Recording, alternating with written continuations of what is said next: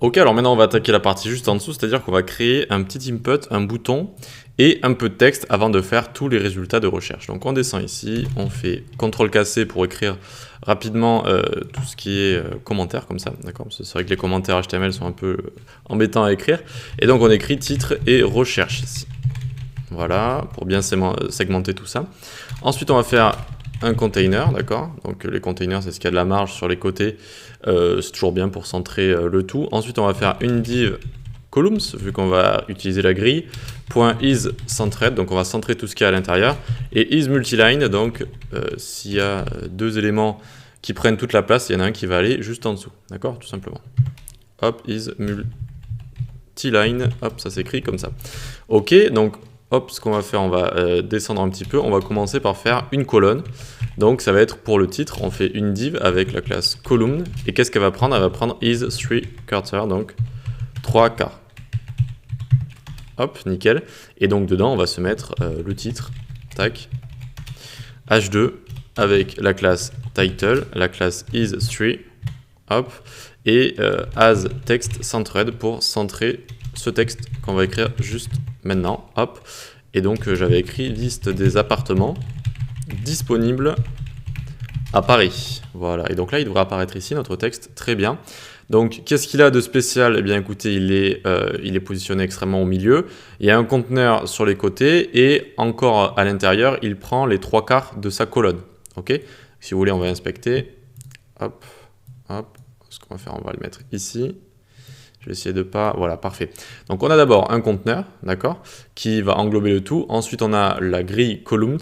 Et donc, ensuite, on a cette colonne-là qui va prendre les 3 quarts de ce qu'elle prend comme place dans la columns ici. OK? Donc, très bien. Maintenant, on va devoir faire notre input et notre bouton juste en dessous. Hop, hop, on descend. Et donc là, hop, on va écrire input et bouton. Très bien. Donc là, on va faire une autre colonne, tac. Donc div.column, elle va également prendre donc toute la place, les 12 colonnes, et on va centrer tout ça, isCentred. Ok. Ensuite, on va aller à l'intérieur, et à l'intérieur, c'est là qu'on va faire quelque chose d'un peu spécial, on va recréer une autre grille dans cette column. D'accord? Donc regardez, on recrée une column avec un S, .isMobile, .isCentred. Ok? Donc isMobile, c'est-à-dire que ça ne va pas se mettre les uns au-dessus des autres quand on va passer en dessous de 768 pixels. Ça va du coup tout le temps rester avec l'input et le bouton juste à côté. Ok, donc maintenant qu'on a fait ça, on fait un petit peu de place. Hop, on va faire à l'intérieur de donc, cette nouvelle grille ici, on fait une div.column.isNarrow, c'est-à-dire que ça prend juste l'espace que ça doit prendre, d'accord, de sa largeur. Et on lui dit que quand on sera en mode mobile, is7mobile. Ça prendra 7 colonnes. Ok, donc maintenant là-dedans, on a envie de faire notre input tout simplement. Donc quand on fait un input, on fait une div avec la classe field. Ok, donc ensuite on va s'occuper de la div parent de l'input. Donc on fait div, on lui donne la classe control. Et on va créer deux icônes dedans. La première sera à gauche, donc on met has icons left. La seconde sera à droite et on mettra donc has icons right. Hop, voilà, c'est une petite technique. Si vous mettez deux icônes, et qu'ensuite vous mettez ces deux classes ici, eh bien la première sera à gauche, la seconde à droite. Tac, on va ouvrir tout ça, on crée enfin un autre input avec la classe input pour le styliser, type texte, très bien, et à l'intérieur on va mettre un placeholder, dedans il y aura écrit recherche. Voilà, nickel. Ensuite donc on va descendre en dessous, il va falloir s'occuper des icônes, on va faire un span icon, is small, ça va être une petite icône, .is left, voilà, ça va être la première icône à gauche. Et donc on fait un i ensuite avec la classe fas tiré ou point plus loin fa search comme ça. Voilà, nickel. Hop, avec la classe donc fas plus loin fa search et vous voyez donc qu'on a bien l'icône qui est apparue à gauche ici. Ok.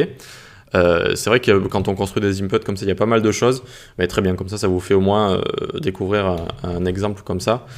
C'est vrai quand on crée input plus icône comme ça fait un petit peu de classe, c'est un petit peu verbeux on va dire. Et donc en dessous on a envie de changer d'icône, elle sera pas à left, elle sera à right comme ça.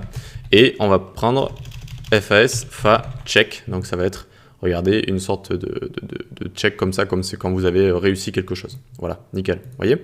Donc là on a notre input qui est créé et on va venir en dessous donc créer notre bouton ici. Donc on vient là, on va faire une div, on crée une autre colonne, is narrow pour qu'elle prenne juste l'espace qu'elle doit prendre, juste sa largeur. et non pas toutes les colonnes qu'on lui donne. Et ensuite, on fait une div, .bouton, .as background, on va lui donner danger, on va le mettre en rouge, .as text light, pour faire une couleur un peu blanche à notre texte. Ok. Et ici, on va lui mettre recherche, comme ça. Très bien. Et donc, regardez, on a bien ici notre bouton qui est apparu. Et donc maintenant, si on teste tout le côté responsive, regardez, on va grossir comme ça l'écran. Très bien, ça va rester au milieu, ça va prendre juste la place que ça doit prendre. Et ensuite, on va descendre ici, hop, ça va prendre cette colonne et ça va être responsive. Ok, donc c'est exactement ce qu'on voulait, c'est super. Ok, donc pour terminer, on va rester dans notre grande classe columns ici. Donc on va aller tout en bas, hop, absolument ici. Voilà. Et ça va être texte ici. En dessous de l'input, on va rajouter un petit texte, voilà, comme si on disait quelque chose juste en dessous. Et donc là, on va faire une div avec la classe column is 12, comme ça, nickel. Et on va faire un p avec la classe has text centered, nickel. Et on va mettre un lorem, je crois que j'avais mis lorem 10, tac, voilà, pour avoir un petit texte en dessous, très bien, nickel, c'est exactement ce que je voulais, voilà, avec des informations, par exemple. Donc, très bien, on va passer à la prochaine vidéo pour faire les résultats de recherche, parce que je pense que là, c'était assez pour une seule vidéo. Donc, regardez, on est toujours dans le container ici. On a créé, du coup, un grand élément columns qui va avoir vraiment tous nos éléments qui sont ici. On a bien fait attention à lui mettre is multiline ici, pour que, regardez, quand on est en mode mobile, ça va, mais sinon, ils vont pas passer les uns au-dessus des autres, comme ça, et donc, les uns en dessous des autres. Donc, il nous faut bien is multiline ici. Et puis ensuite, voilà, tout simplement, on a créé des columns avec à chaque fois ce qu'on voulait, donc c'est-à-dire un titre, et puis la partie input ici avec deux icônes notamment. On leur a bien mis isNarrow pour qu'ils prennent l'espace, juste voilà, leur largeur quand on est en grand écran, comme ça. Je trouve ça assez bien. Et quand on passe en mobile, par exemple, ici, l'input va prendre 7 colonnes. Okay. Ensuite, en dessous, on a le bouton qui lui va tout le temps prendre voilà, la place juste qu'il doit prendre avec son padding, etc. Et puis, enfin, une dernière colonne où on a mis un peu de texte, en général, voilà, explicatif sur un peu les résultats des recherches que vous avez. Par exemple, vous savez, 116 appartements trouvés à Versailles, des trucs comme ça. Et voilà, donc j'espère que vous avez bien compris. Posez-moi des questions si vous en avez. Et on va passer à la dernière partie, donc la partie résultats de recherche juste en dessous. Allez, à tout de suite.